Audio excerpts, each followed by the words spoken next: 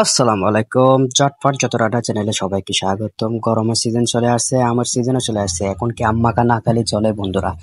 চলুন শুরু করা যাক। আজকে আম মাখা করে আপনাদের দেখাবো। প্রথমে আমি আমগুলো নিয়ে নিলাম। আমগুলো নিয়ে আমি একটা আলু চিলনি ওটা নিয়ে আমগুলো চুলে নিলাম। একটা একটা করে 3টা আম নিলাম আমি। আপনারা চাইলেও কম বেশি নিতে পারেন একটা। তারপর আমি ছুরির সাহায্যে একটু টুকরো টুকরো করার চেষ্টা করলাম, কিন্তু হচ্ছে না। এরপর আমি একটা পেঁয়াজ চেঁচুনি নিয়ে একটা আমি চেঁচে চেঁচে চেঁচে নিচ্ছি বন্ধুরা। বন্ধুরা আপনারা জানেন আমার ভয়েস ঠিক নাই, তারপরেও আপনারা কষ্ট করে ভিডিওটা দেখবেন। মনে কষ্ট, ঘৃণা মিনা যা যেমন ইচ্ছা তেমন নিয়ে ভিডিওটা দেখবেন। আমার ভিডিওটা আপনারা দেখলেই হলো, তাতে আমি মহা খুশি।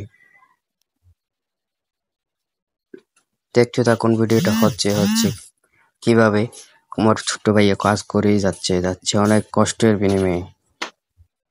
করতে করতে অনেক পর্যায়ে শেষ হয়ে যায়, কিন্তু আমার এখানে একটাও শেষ হয় না। দেখুন বন্ধুরা, আমার তো মনে হয় এখানে আমি আরো স্পিডে কাজ করা দরকার ছিল। তো বন্ধুরা দেখুন, দেখতে দেখতে দেখুন বন্ধুরা, আমার আমগুলো কিন্তু একটা একটা করে সব শেষ হয়ে যাচ্ছে, তবুও কিন্তু একটা শেষ হচ্ছে না।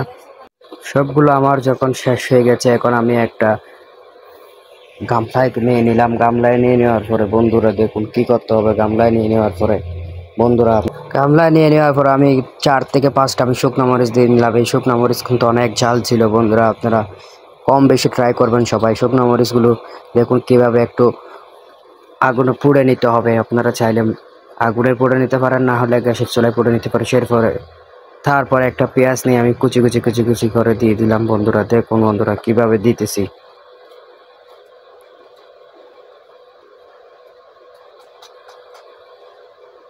পেঁয়াজ কুচা এখনো শেষ হয় না, শেষ হয়ে গেলে তো দেখবেন আমি আপনাদের সাথে বলবো। এই পেঁয়াজ কুচাগুলো শেষ হয়ে গেছে, এখন আমি পরিমাণ মতো লবণ দিয়ে দিলাম। পরিমাণ মতো লবণ দিয়ে সেই সাথে দিয়ে দিতে হবে পরিমাণ মতো চিনি।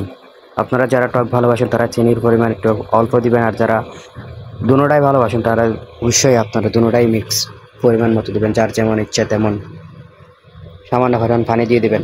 পানি অনেকেই দেয় না, তারপরেও আমি দিলাম, যাতে এটা আমার তৈরি মাখা সেজন্য নামিয়ে দিলাম। আপনাদের তৈরি মাখা আপনারা যেমন ইচ্ছা তেমন করতে পারেন, আমার কি যায় আসে যায়। তো বন্ধুরা মাখাটা তৈরি হয়ে গেল। দেখুন এভাবে মাখাটা কিন্তু দেখতে কিন্তু অসাধারণ লাগতেছে। তো আমার ছোটো ভাইকে বললাম তুই খা, তুই যখন বানাইছিস। তো বন্ধুরা ভিডিওটা ভালো লাগে একটা লাইক কমেন্ট সাবস্ক্রাইব করে যাবেন চ্যানেলটা। ধন্যবাদ।